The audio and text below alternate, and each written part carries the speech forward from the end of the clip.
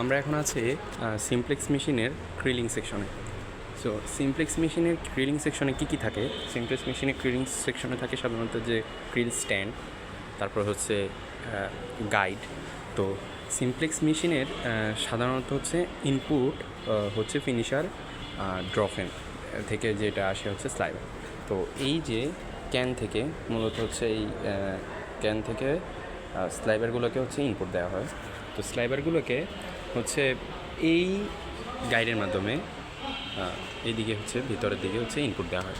এখন এই ক্রিলিং সেকশনে কী কী আছে? এই ক্রিলিং সেকশন হচ্ছে যেহেতু হচ্ছে ক্রিলিং সেকশনে ইনপুটটা এই ড্রাফটিং অ্যারেঞ্জমেন্টের উপরে বেসিস করে, অর্থাৎ যতগুলো হচ্ছে আমরা ড্রাফটিং অ্যারেঞ্জমেন্টের মাধ্যমে যতগুলো আমরা স্লাইবার ডেলিভারি দিতে পারবো, ঠিক ততগুলো হচ্ছে আমাদের ক্যান এখান থেকে ইনপুট দিতে হবে।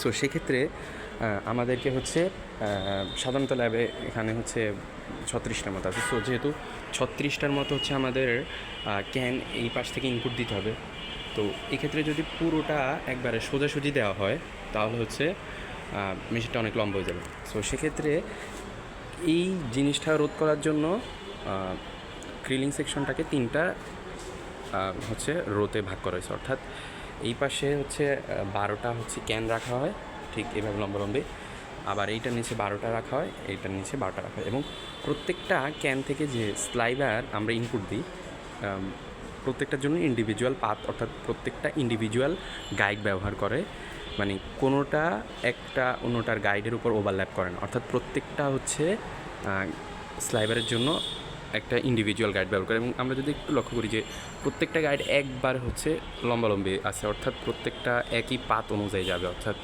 শুরু থেকে একবার শেষ পর্যন্ত। সো আর এই গাইডগুলোর মধ্যে হচ্ছে এই রডগুলা, যে গাইডের মধ্যে রডগুলা, এই রডগুলো হচ্ছে ট্রাভার্স করা যায়, অর্থাৎ আবার হচ্ছে মানে রোটেট করে কি এই ঠিক এই জায়গায় হচ্ছে একটা চেইন আছে, মানে ভিতরের মধ্যে হচ্ছে মোটরের মাধ্যমে হচ্ছে এই জিনিসটাকে রোটেট করায়। কারণ হচ্ছে স্লাইবার যেহেতু হচ্ছে অনেকটা মানে নরম, অর্থাৎ এই যে খুব সহজে হচ্ছে ছিঁড়ে যাচ্ছে।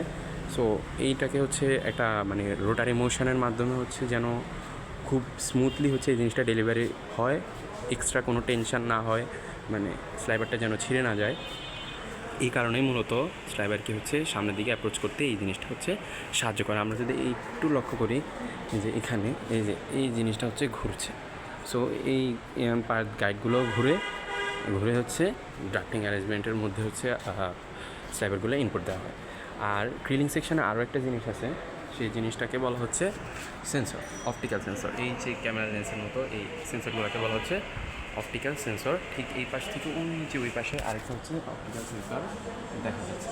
অপটিক্যাল সেন্সরগুলোর কাজ কি? মূলত হচ্ছে এই ক্রিলিং সেকশন থেকে যে স্লাইবারগুলো এই ড্রাফটিং অ্যারেঞ্জমেন্টের দিকে যাচ্ছে, সেই স্লাইবারগুলো মানে কোনোটা ছিঁড়ে যাচ্ছে কি না, বা এই জিনিসটা আর কি ছিঁড়ছে কিনা সেই জিনিসটা ডিটেক্ট করে। যদি ছিঁড়ে যায় তাহলে হচ্ছে অটোমেটিক মেশিনটা হচ্ছে স্টপ হয়ে যায়। এইটা হচ্ছে সিমপ্লেক্স মেশিনের ক্রিলিং সেকশন। সো এতটুকু হচ্ছে সিমপ্লেক্স মেশিনের ক্রিলিং সেকশন। আমরা পরবর্তীতে ড্রাফটিং অ্যারেঞ্জমেন্টটা দেখব।